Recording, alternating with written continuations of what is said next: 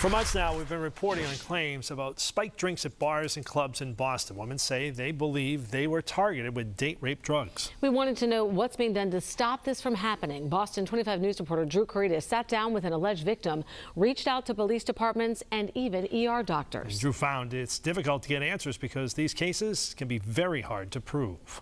The last thing I remember, I was feeling fine and having, conversations with my friends, and then it basically was like a light went off. Sarah Solomon tells me the dramatic shift in how she felt after drinking 2 vodka sodas left her with no question that she had consumed a date rape drug. Basically was never out of my sight, and it was in my hand the whole time. The 40-year-old Boston native says she watched her friend order each drink at the Roadrunner music venue in the city's Alston-Brighton neighborhood back in June. What stood out to you that this in fact was something more than just 2 vodka sodas? The fact that I had a complete blackout at 10 p.m. and then didn't regain consciousness until the next morning. Do you believe that someone did this intentionally?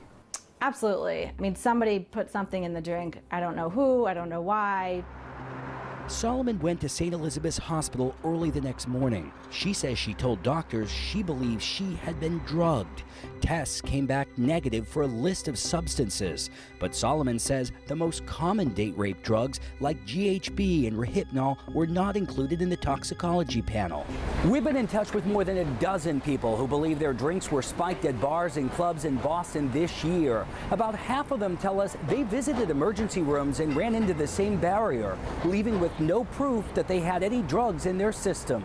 There's a lot of people have this expectation that we're just gonna do some kind of magic forensics, and that's not what we're good at, and that's not what we're able to do. Dr. Matthew Mistophi, Associate Chair of Emergency Medicine at Tufts Medical Center, says treating patients who believe they've been drugged is a top priority, but determining exactly what substance may have been involved is tricky. And so in order to know, to look for something, you at least have to have an idea. You have to actually specifically test for that. The test has to be available, and then the staff and the expertise to run the test need to be available.